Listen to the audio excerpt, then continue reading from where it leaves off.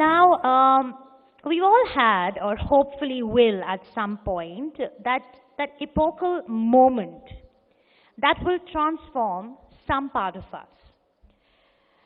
Some part of us, maybe that moment will alter our perspective towards how we view life or how we want to live our life and take us closer to our life's purpose or our calling. Well, almost all pioneers, disruptors, have had that moment. And they chose to listen to that moment. That's very, very important, because most times what happens is that we choose not to listen. We just brush away that voice somewhere. We're like, okay, that's the unreasonable side of me, and maybe that's not the right thing to do. But then there are those who do listen to that moment, to that voice, and get transformed. Well, our next panel is mostly of first-generation entrepreneurs who have, even under tremendous pressure and against all odds, have gone ahead with that calling with complete grit and determination. Can I please request Mr. Deep Kalra, Chairman and Group CEO, Make My Trip; Sachin Bansal, CEO and co-founder, Flipkart; Mr. Reyaz Amlani, CEO and Managing Director, Impresario Entertainment; and Sasha Mirchandani, Managing Director and Founder, KE Capital; and Mr. Josie Pulintharathal, Managing Editor, Business Today, to take this conversation forward. What clicked and transformed me?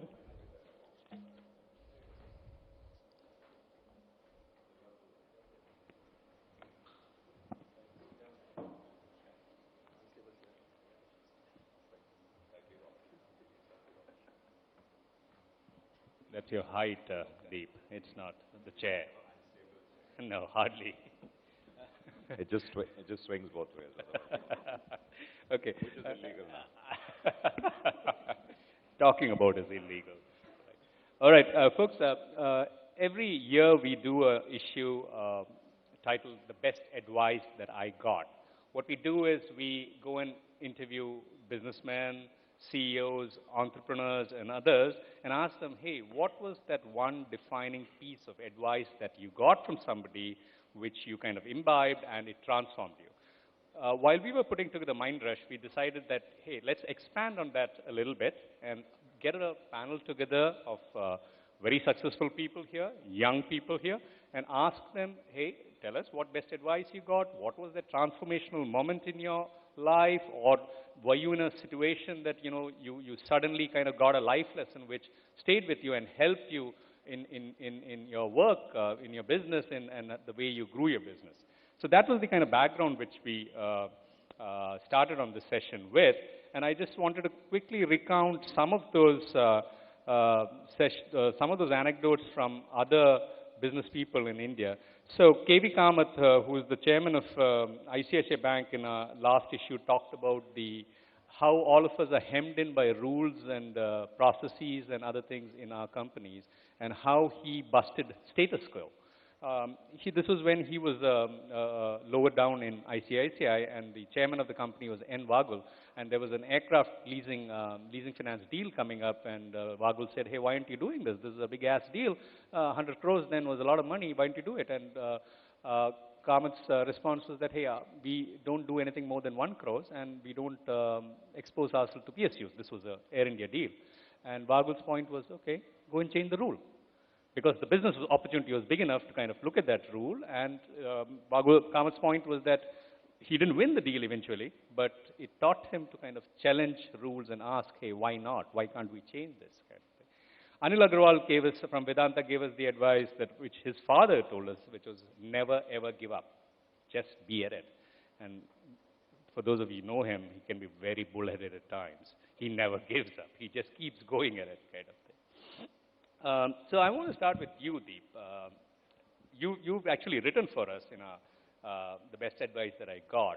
But tell us something that is there, that when you're ready to die, you'll remember and you'll say that, hey, this was this transformational thing for me in my life. really morbid start thought, but no, I think it's a good point, and you know, and not for the sake of being you know, just contradictory or controversial, but I did think hard about this because you had a topic, you sent you know, about 10 words on that SMS, and so I was thinking while doing some other stuff today, and you know, at least in my case, and I think it's probably true, I was asking a couple of other friends and people who work, I don't know if people fundamentally transform. I didn't for sure. Or it is more about a realization. So I think the big one for me has been more about a realization about, you know, what I really like doing, what I enjoy doing, what I don't like doing, and also when to call it quits on a business. Let's say you're pursuing with a business endeavor, you have a strategy, it's not working, but you hang in there. I think almost, well, everyone here definitely knows Sachin's case and others. You know, we've all seen some pretty tough times, and there have been times we've had near-death experiences for the company. So we have come scaringly close to get shut down. I think 2 months, you know, buffer has been there for the longest time in our first 3-4 years of our existence. And there were many times where we would kind of ask ourselves, is this crazy? Is this real? I mean, you know, should we just go back to our corporate lives? I had a couple of very senior colleagues, later became co-founders. And I think what kept me going then, and us going, I'd say the three of us, was, at least in my case, the fact that I'd failed earlier. So I had you know, I brought this company called AMF Bowling into India. It was an entrepreneurial venture. I worked for them, but I was here on my own. I was setting up bowling alleys and trying to get people to do family entertainment and stuff way before its time. But you only get to know that later. So from 95 to 99, I labored on. I was just stubborn. Wanted to prove to myself this will work, wanted to prove to the market this will work, etc., etc. But it didn't. Now, what you learn through that, I think, really helped me here. The biggest learning for me here was, is the market right? Is the market ready? So when we launched Make My Trip in India in 2000, we actually launched with an India site and a US site, NRIs. And within 3 months, it became so clear that the NRI market is working, it's buzzing, people are coming online, and there's a conversion number which is improving. It also became painfully clear that in India that wasn't happening. In India, we had lots of lookers, very few bookers. So people were coming on way back in 2000. I'm sure many of you were trying out the net, but not quite ready to book online because there were credit card issues, there were fears, etc., etc. We were probably the very few private guys trying to do that and not so many other. And I think the best decision we've made at Make My Trip is to shut marketing in India.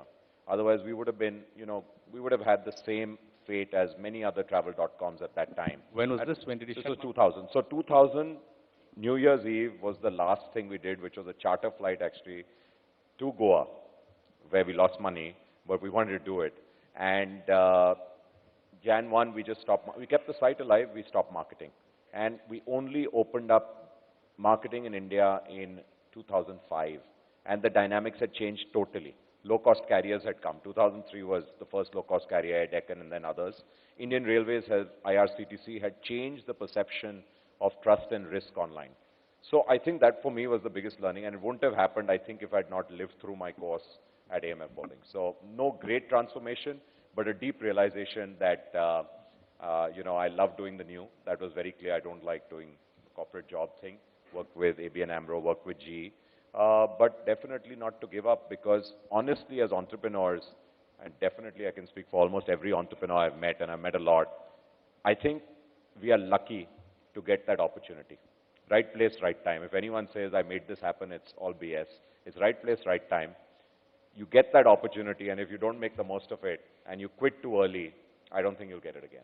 It's as simple as that. Right. And the importance of failing once before, right? Sachin, I want to come to you.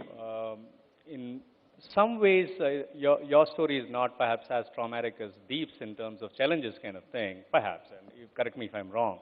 But the importance of staying the course, kind of sticking with the plan, building it out, executing it daily, baby steps. Tell us what your lessons in your Flipkart journey has been. Yeah, so I think the core learnings or the values that you get are generally you get at when you are a child from your parents mostly. Of course, you need to add more learnings on top of that, and that's where mentors come in, right? And I'll share an incident which happened after a year we started Flipkart, and I'll tell you first the situation which we were in. We had been running Flipkart for almost a year. We had gotten decent traction. It wasn't path-breaking. We weren't sure which way it will go after a year. And when we started, we had a perfectly good idea that if like Silicon Valley, some companies go for IPO, some companies sell. So both kind of options we are open to. So that was the thought process in the early days. This is 2008. And then an opportunity came up. And I also from a personal point of view, I was feeling a bit bad because I was taking money from my parents and I had quit my job and I had run out of my personal finances and I had to go back to my parents every month to say that just this last month, next month, company will make money. I was feeling a bit bad about that. So that was playing in the back of my mind. And this opportunity came up, which didn't seem like a great opportunity, but didn't seem like a bad opportunity also, right? And there was a part equity, part cash deal, which we could have taken at that time. That's almost a year after we started and sold off. But when we went back, both Minnie and I discussed about this, and we were like, okay, let's do it. This is how things work. An opportunity like this comes and you take it. And we went back to one of the vendors that we had been talking to since the last 2 years or so before that, and went to him. He patiently listened to our all kinds of arguments about my parents, about all that. And Sorry, who was this? one of our mentors, his name was Aman. He's not really a well-known mentor, but he used to work with me before. Okay. And we enrolled him because I respected his opinion.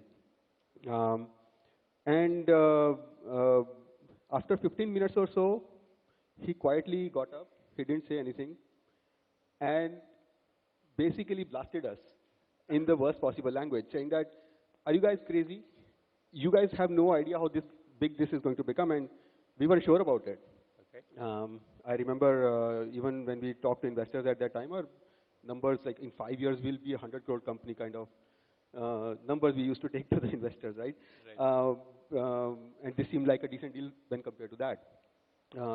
But he had much more faith in us. So I think the lesson to learn from here is that there are sometimes cases where you will find that other people around you have much more perspective because you are in the much more perspective on what you are doing. Because you are in the thick of things, you sometimes, it's very difficult to take that 35,000 feet view of what you are doing, how it is fitting into the whole overall scheme of things and how is it shaping up. So listen to people who have that view and have people constantly throughout your journey who have that view on your business, because their perspective is also super important apart from being in the thick of things and executing on a daily basis. So that was a big learning for us. And after that, we took that. After that, within 2 months, things changed considerably. We started making money. I stopped taking money from my parents finally, and things changed for the better in a big way. And then I went back to him very recently, said that you did this to us at that time, but did you really know that this is going to happen? He said, I was not sure. Okay. Okay. Interesting. Just that he said that it's sort of an absurd idea to even think about selling the company after a year or so. Right. But yeah. Okay, great. Quickly, Riaz, to you, some of those big moments that you can look back on saying, oh, okay, I didn't know that was so important, but it actually kind of changed the way I look at the world, do business.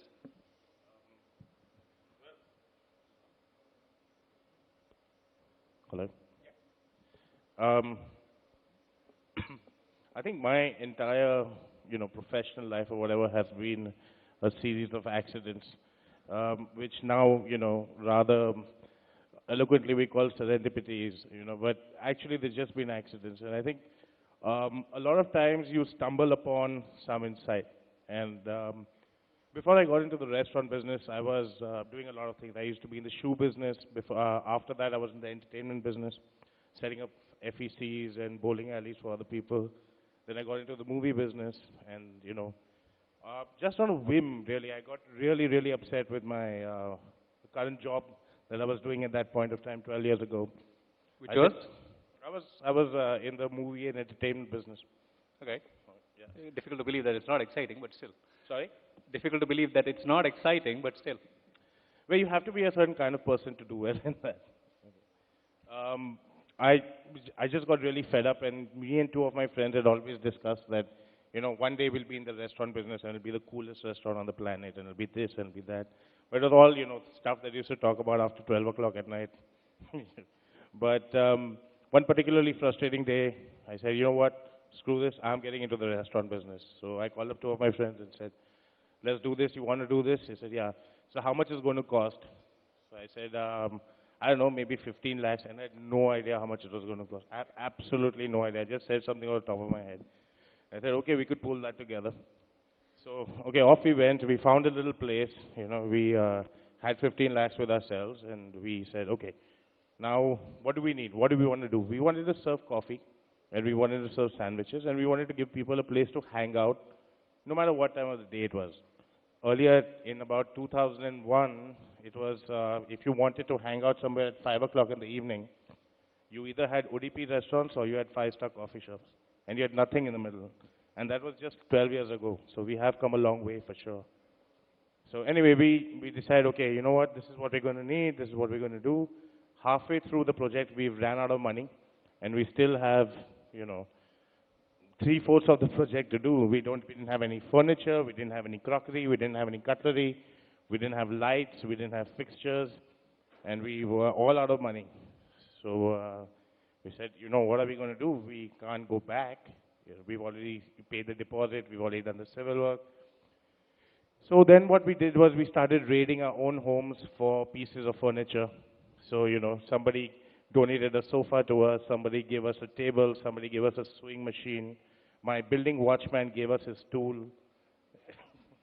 And, yeah, and we also didn't have crockery and cutlery. We didn't have money to buy a certain equipment that we needed, so we decided to outsource food from somewhere else. We got crockery and cutlery from home. We used a sewing machine. No two tables were alike, no two pieces of furniture were the same. And all in all, it was a disgustingly amateurish effort. Okay, and so we, all this little motley assembly of restaurant-like things put together. And we just opened up. We had no money for PR, branding, none of that. We just opened up and we said, okay, let's see how it goes. All we had was a lot of enthusiasm. So because the restaurant didn't look like a restaurant, we didn't have too many people walking in, from the street. They saw us, raised an eyebrow, and continued walking by. Like, what the hell is this place? But I think slowly, some intrepid little guys started coming in and saying, what is this place? It looks weird. What are you guys doing? You're not selling food? I said, no, we're just selling coffee. Only coffee and some sandwiches. Okay, I'll have a coffee. And they sit down and they have a cup of coffee and they have a sandwich. And it's kind of very bizarre for them because everything is so different and un-restaurant-like. But then I started seeing an interesting pattern. The guy who stumbled upon us, okay, the same day or the very next day, he would bring 4 or 5 people in and almost walk in as if, it is his place, sit down, take complete ownership of the restaurant. You have to try this and try that and try this.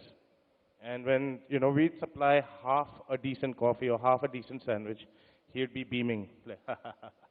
I told you, I brought you to this place, it's my place. But what really, there were 2 takeaways which I found very, very interesting. I found that getting your customers to take on ownership of your brand and become your brand champions was amazing. After that, I had to do nothing. I remember when I first discovered Flipkart, I was looking for this book and I couldn't find it, and I hated ordering from Amazon because of, many reasons. And one of my friends came on and said, have you tried Flipkart? I ordered this book, I got it 2 days later. And I was like, really? Okay, I'll give it a shot. And I tried it, and then after that, I must have caught 20 of my friends and said, let's try Flipkart. So I think getting brand champions is the most, is at least before in your starting stages, if you get a few brand ambassadors, I don't know if it works so this well when you're trying to go for critical mass, but for sure when you're starting off, it's really important to have brand champions who actually take you under the wing and say, don't worry, we will, we will fight for you, we will say good things about you, we'll make sure that you get business. And I think the connection that we made with the customer was a very emotional one. I think because we were not corporate or because we didn't come from a restaurant background, I think we had a lot of people who were watching out for us. I think we made an emotional connect with our customers, and I think that's what's really helped us become what we have become today. It's those brand champions, and I think they're still my brand champions out there. You being modest, Riaz, you make a mean coffee, and that's where you got those customers, right? Okay, Sasha, you have this unique position of funding startups, funding entrepreneurs, and seeing them succeed. That 5 years later they come and give you money to put it into your fund. Tell us your journey a little bit, and like I told you last evening, what's transformational that's happened to you, or what's that kind of big advice that you got which actually changed the way you view the world and work? So, two-part answer. When I came back from the US, I was 22 years old. My dad had built a pretty decent-sized company by then, and I love cars. So I said, "Hey, Dad, just random discussion. Why don't you buy me a Mercedes?" Some randomly. So he's like, "How old were you?" Sorry? How old were you then? 22. So he said, "Yeah, good idea. Damn good idea. Go ahead and buy it." So I said, "How can I buy it? I don't know money." So he said, "Why are you looking at me? I'm not going to buy you anything. I educated you, you're done." And so the advice he gave me that day was, he said, "Listen, come, I want to talk to you." I said, "What do you want, Dad?" He said, "Listen, always look outward and not inward. If you look inward, you look at your family, your business, your land, whatever you may have. Everyone in this room has something that their parents gave. It may be 1 rupee, it may be 1,000 rupees. And he said, "Listen, this is mine. If I choose to give it to you, great. If not, that's my option. But from today onwards, I've educated you, you must do your own thing." And it was I couldn't sleep that night. It was insane, because I had cousins driving 500 SELs and stuff, even those days, 20 years back. And then it took me 18 years to buy my first Mercedes when I was 40 last year. And it was second-hand, but I still bought it. So I appreciated his advice, because at the end of the day, you have to do it yourself. I think that was phenomenal. As far as my fund, I was working in a private equity fund for 5 years as India head. And then one fine day I decided to do this early stage fund. And I said, easy, it's small amount of money, I'll go raise it. I have lots of very rich friends in Bombay, billionaires, few checks, and I'm done. And I wanted to raise a seed fund, which someone like Deep will understand, as he's an investor. And the idea was anywhere between 10 to 20 million dollars. So I said, this 100 crores can't be that difficult. 9-10 months later, after I'm looking to raise this capital, I had 15 crores in the bank. I traveled the whole world. No one knew me. No appointments. Nothing happening. I said, this is insane. But the only thing that kept me going was that I knew that there's a huge opportunity for an institutional seed fund, the kind I was trying to do. But it was just virtually impossible to get it done. And then I got my second advice from a friend of mine who doesn't like to be talked about, so I can't mention his name. He sat me down and said, "Listen, who are you? No one knows you. You're trying to raise capital in India where no one understands angel and seed capital. You need something, some hook to get this going." So I said, "Now what hook?" I was thinking, and then finally I came up with an idea to go meet Sequoia Capital. As everyone knows, they're one of the world's best funds. So when I met the India head of Sequoia, who's now become a good friend, Sumit Chadda, he said, "Dude, I'm a fund myself. How can I invest in another fund?" So I said, "Yeah, I agree, but just hear me out." So he heard me out. Then he said, "Okay, sounds interesting. Why don't you come and pitch to our investment committee, just like any other entrepreneur would come." So I pitched to the investment committee. They said, "Okay." And then one fine day I showed up for another meeting with Sumit. He had many meetings, just for a few $1 million. And then he opens the door and Mike Morris is sitting there, who's the founder and, well, not the founder, but one of the iconic Silicon Valley investor. So I spent 2 hours with Mike. And at the end of the day, he said, "Okay, we're in." So once Sequoia came in, it didn't really matter as to how much money they put. The brand was so phenomenal that I could go to even Luxembourg and I got a meeting with the Ambani of Luxembourg. you'd say, okay, come and meet me, this requires investing in your fund. And the idea was to raise maybe 10 million. We ended up with 25 million. Within on the last 3 weeks, we ended up with 275 crores. And so we ended up actually giving back 125 crores and holding on to 150, which is the third learning, is that go with your commitments. Because I committed to the initial investors that I would not go more than 20 million. So maybe $5 million more was doable. I could convince them. But to go $25 million more when the times were good for me was not a good idea, because they would always remember. People have long memories. So I said, okay, I won't take the 20 more million, which took me a year and a half to raise, but I'll just stick to 2025. And then I was also lucky to get awesome investors like Deep to come in as well after that as well. So that was it. Great. Want to move into the rapid fire kind of format that we had ready for this. Deep, one of the things that you told us some time ago was the influence of Sanjeev Bikhchandani in what you did. You told us about the Hari Sadhu ad and how he kept pushing you guys to get your ads right. Tell us a little bit about that relationship. No, that's a great relationship and a great time. So Sanjeev is really one of those, I think friend, philosopher, guide would be correct. He's actually done, we've done a lot of work together, and we met totally by serendipity. Is he still on your board? He stepped down when we listed in the US. His board wasn't comfortable, but he's an advisor to us, so he's an official advisor. And we still call him in for meetings at least once a year, and I meet him a lot for other things. So Sanjeev had told us this very interesting thing. This is Naukri.com, and Sanjeev had said, when they got Naukri, Hari Sadhu ad, they had actually rejected many ads before that. And it's so obvious if you think about it, that before you start pumping in a lot of money into an ad, and especially with the TVC, you want to get the ad right. And he said it became actually almost a science there, or almost a formula, that whatever came, the first three, they'd reject them. And so they almost rejected Hari Sadhu because it was the second one or something. And then someone said, no, I think it's actually pretty good. But they said, we have to reject and send the agency back. So just send them back and say, this is why you need to do this, this is not right, this is not right.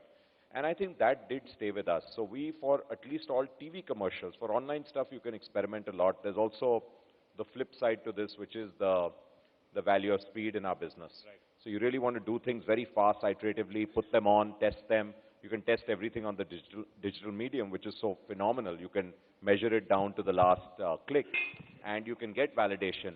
But how do you do that for a TV commercial? Right. Yes, you can say direct hits after that to your site, but it's not always that clear. So we now, I think, took that very seriously. We took a lot of his other advices seriously too. But then, it's case to case. He also advised us not to list in the US. Oh. So Sanjeev said, do not list in the US.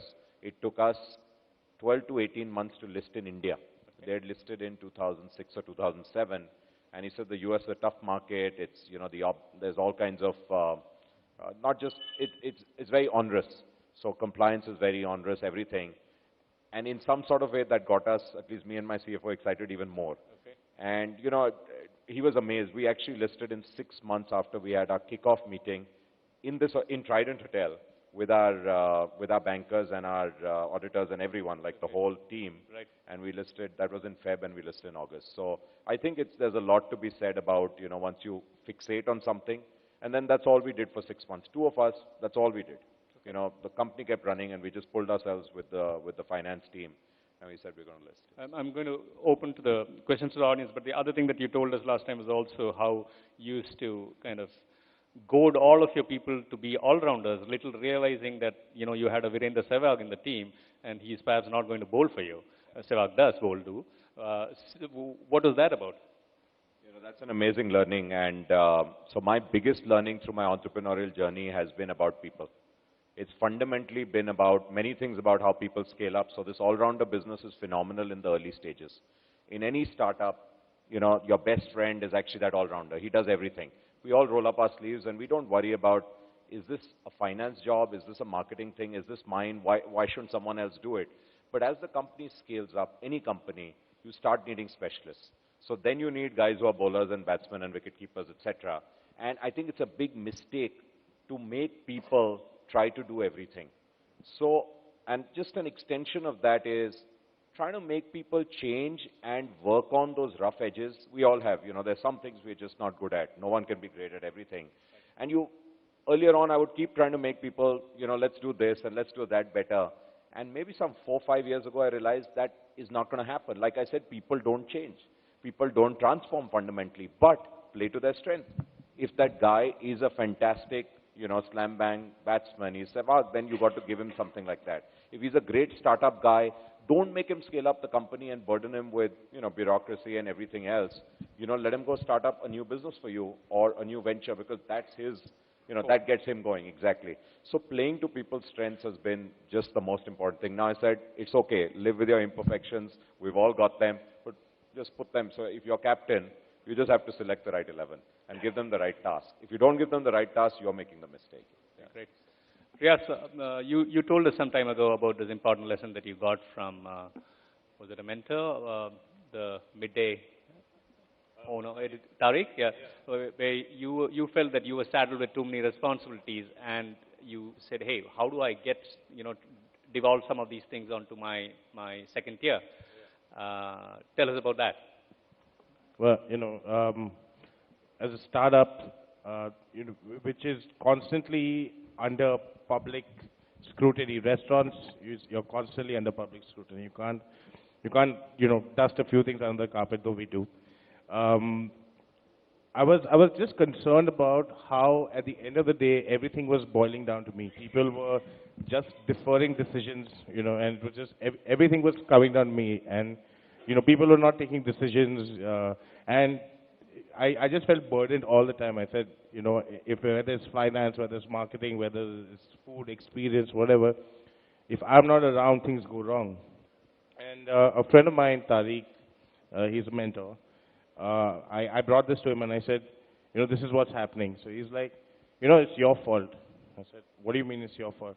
He says, you want to take every decision yourself. I said, yeah, because I can't afford mistakes. I can't afford people to go wrong. He says, how do you know you're right? And I really had no answer to that. So he says, there's this concept called benevolent negligence. He says, sorry, benevolent? Negligence. Okay. So what he says is, pack your bags and disappear for 2 months on a holiday and say you don't want to be contacted at all. It was a very radical thought for me, but I didn't go away for 2 months. I went away for maybe a weekend. But I learned to say, you know what, figure this out on your own. Figure this out on your own. Don't bring this to me. I have no idea. I can't give you a response to this. Just figure this out on your own. I think then more and more people started taking more and more ownership, and they just didn't leave the ball, so to speak, but they started holding the bull by the horns and started taking their own decisions. And yes, sometimes the decisions were wrong, but I think it's all part of your team's collective learning process. Right. So overall, it worked out well for you. Overall, it's worked out well for you. Yeah. Who thought that negligence was a good thing? Huh? Okay, let's open up for questions from the audience. Do I see a hand there? No, I don't know. Oh, yeah, okay. Hi, any significant failures that you learned from? Either Deep, how about you, please? Yeah, I think I mentioned one. There are actually quite a few. But I think it's fair to say that every time you fail, if you care to really delve into that in hindsight and try to understand what happened, why it happened, how you reacted, how you should, the learning is probably about 10x of when you succeed. When we're succeeding and doing well, it's really gung-ho. No one looks back and analyzes why you succeeded. You just succeeded. You almost don't want to analyze because a lot of these things are sometimes, accidents and whatever. So AMF for me was a big learning. Market not being ready, market being ready. You cannot catalyze the market beyond a certain point. I just don't think you can. You can do a bit and you have a killer proposition. It'll change something. But fundamentally, and so the analogy was if you don't have large spaces which can take in 24 lanes, what are you going to do? People are going to put in 4 lanes, doesn't connote the point. So similarly, when my proposition as an OTA, online travel agent, was not strong enough, which is I gave you all the choices, but guess what? Your offline travel agent also gave you all the choices because there were no low-cost carriers, which he didn't really want to give you, or it was more painful for him. Or when there was this huge mind block that you know, credit cards online, nah, I don't think we're going to do that. So some of these things are just, you got to, you know, you might have the best idea in the world, but the market's not ready. So I think a ton of learnings there, actually, even the people side. It's after learning, after failing where you learn that this isn't working. People aren't fundamentally going to change. And, you know, I don't think I've fundamentally changed as a person. All these conferences, and I'm sure this has been heady, it's really been a mind rush. But there's a funeral effect, which is we are very sad for a day, and we, you know, we are really, when we go to a funeral, and it's true. We come back from the best of workshops, and, you know, we really are left behind, ask ourselves after 1 month, probably 20%, ask ourselves after 1 year of that workshop, which you thought was transformational, most of us is 5–10%, and that's the risk. So I think you want to make sure that you just play to strengths, which is more important. Sasha? Yeah, I met a gentleman by the name of Ray Lane, who was president of Oracle, and after that, managing partner at Kleiner Perkins. So I was saying, you know, he was talking about a failed company I'd started and failed. So he said, okay, I'll ask you one question. Tell me who your first 3 employees were. So I said, so-and-so, so-and-so. He said, how did it turn out? I said, complete crap. He said, okay, that's the crux. He said, Kleiner did a study across all their portfolio, and as you can imagine, Kleiner generally gets the best deals. And they analyzed these companies in detail and understood some of the failure and successes of these companies, the reasons. But one of the key reasons that came out of this study was the top 3, the first 3 employees of the company. If they were awesome, those companies won. If they were not, there was a high probability those companies died. This is past the founder, the top 2 founders, a single founder. And so I think that was key. I make sure that the first 3 employees are always the best. Did you make sure that happened at InMobi, one of the companies that you have backed? Well, InMobi had 3 awesome founders, but if you see the second employee, the third employee, the fourth, they all become founders of their own companies. They're doing really well. So that's a great example of that. Great. Sachin, I know that in your early days when you used to get orders for books, some of those books were not in your inventory, and you used to run to the premier book house and buy the book and then courier it across to people. Tell us the failures along the way at Flipkart. Yeah, I think back in those days, almost every order that we got was a learning. We used to learn about our market, about our distributors, everything. So I think one of the marketing failures that I can share about us, right? This happened in 2011 when we first decided to go on TV for the first time, and we were kind of said, okay, what is this is how we thought about the marketing message, right? Very simplistic. What is e-commerce all about? It's about selection, it's about convenience, it's about low prices. So why don't we just go on TV and say that it's about selection, convenience, and low prices, and people will come and buy. So that's what we thought. And it seemed simple enough, should work. We went on TV, spent a couple of crores on that, and nothing happened. Almost zero uptake on that. And we were just completely lost. I mean, we thought actually that maybe the channels themselves didn't show that ad itself. They just charged us or something. Right? So if I can ask you, how much had you spent on the TV? A couple of crores. Okay. Yeah, and back in 2011, that was a big sum of money, big sum of money for us. We went back to the drawing board, said, okay, how do we solve this problem? How do we do an RCA, a root cause of this? I mean, how do we figure this out? So we said, okay, let's go back to customers and ask them, what do they think about the ad that they saw? And we went back and did surveys. I was so, after that mistake, and that I took it personally and spent a week almost. I did about 100 customer interviews in that week, going from office to office, calling customers randomly and saying, okay, can you please meet me somewhere just outside for a chai or whatever, right? So, and used to just ask them. Almost impulsively, customers were basically saying that, we all know that you have the best selection, you have the best price and everything, and it's most convenient, but I don't trust you. You will run away with my money. And we were like, oh, shit, right? So how could we have missed it? So how do you mean they don't trust you? Was it more a credit card issue? No, just that you are somewhere in the cloud, somewhere, I don't know where you are, how do I catch you if something goes wrong? And those were the issues, basically. The trust and reliability were the basic issues, not that people were not getting the products that they wanted. I mean, they were not getting them, but still, they weren't really ready to trust somebody in the cloud. And that was a huge learning. And so basically learning from that was that please ask your customers before you do anything. And we have made this like a practice at Flipkart. Each and every change on the website, on the mobile apps, goes after an A/B test. After looking deeply at data, sometimes those A/B tests can be misleading. We have figured those out cases also where A/B test is actually showing that A is better than B, but it's actually not. A lot of those things we have figured out over time, and we've made this a science at Flipkart. Go to customers every time you want to test, you want to do something, you want to launch a new delivery kind of delivery service, you want to launch a new kind of product line, you want to do a new TV ad, you want to launch a new feature on the website, go to your customers each and every time and keep going back again and again. And we do this at the top management at Flipkart.